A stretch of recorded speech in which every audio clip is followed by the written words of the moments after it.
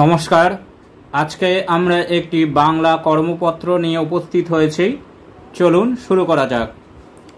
এখানে প্রথম প্রশ্নটি হলো পরের বর্ণটি লেখো, অর্থাৎ এখানে যে বর্ণগুলি আছে তার পরের বর্ণগুলি আমাদেরকে লিখতে হবে। প্রথমে আছে চ, চ এর পরে হয় ছ, তাহলে বাচ্চাকে ছ লিখতে বলতে হবে। ত, ত এর পরে হয়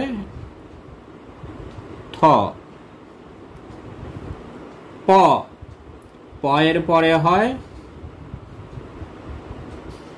ফ। দন্ত স, দন্ত স এর পরে হয় হ। এইবার বলেছে বর্ণগুলি দিয়ে একটি করে শব্দ গঠন করো, অর্থাৎ এখানে যে বর্ণগুলি দেওয়া আছে সেই বর্ণগুলি দিয়ে একটি করে শব্দ বাচ্চাদেরকে তৈরি করতে হবে, বা যে শব্দগুলি তারা জানে সেই শব্দগুলি লিখতে হবে। আ, আয়, আম। চ, চয়ে চশমা। ফ, ফয়ে ফল। বর্গের জ, বর্গের জয় জল। তাহলে এইভাবে একটি করে শব্দ লিখতে বলতে হবে বাচ্চাদেরকে।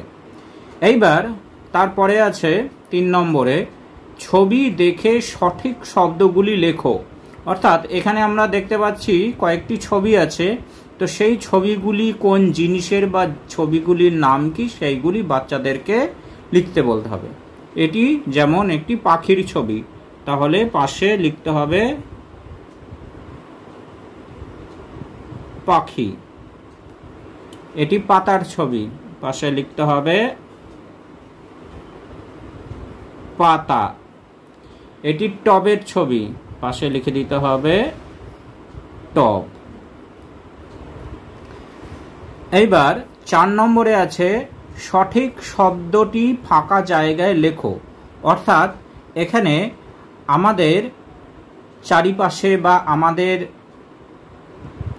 সাধারণ বোধের জ্ঞান থেকে 2-1টি প্রশ্ন দেওয়া আছে। আমরা লিখি হাত পা দিয়ে, তাহলে হাত এবং পায়ের মধ্যে যেটি ঠিক হবে সেটি লিখতে হবে। আমরা লিখি হাত দিয়ে, অর্থাৎ এখানে লিখতে হবে হাত। চুলের রং, চুলের রং সবুজ ও কালো, চুলের রং হচ্ছে কালো, তাহলে এখানে লিখতে হবে কালো। বনে থাকে বাঘ ও গরু, দুটির মধ্যে বনে থাকে বাঘ, তাহলে বাঘ লিখে দিতে হবে। এইবার 5 নম্বরে আছে মিলযুক্ত শব্দ লেখো, অর্থাৎ উচ্চারণে মিল থাকবে সেই শব্দগুলি এই শব্দগুলির সাথে বা পাশে লিখতে হবে। তাহলে প্রথমে আছে বক, বক শব্দের সাথে মিল হয় এরকম শব্দ আমরা লিখতে পারি চক, বক চক।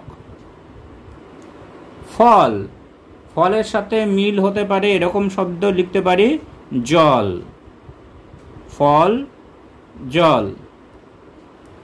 ঝড়, ঝড় শব্দের সাথে মিল থাকে এমন শব্দ আমরা লিখতে পারি খড়, ঝড় খড়।